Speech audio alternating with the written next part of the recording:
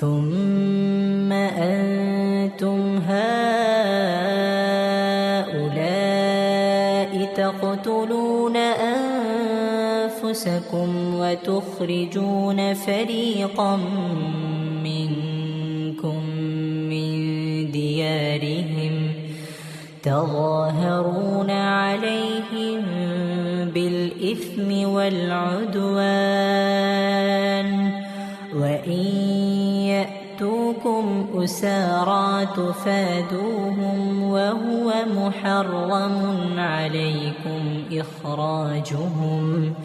أفتؤمنون ببعض الكتاب وتكفرون ببعض فما جزاء من يفعل ذلك منكم إلا خزي في الحياة الدنيا ويوم القيامة يردون إلى أشد العذاب وما الله بغافل عما تعملون أولئك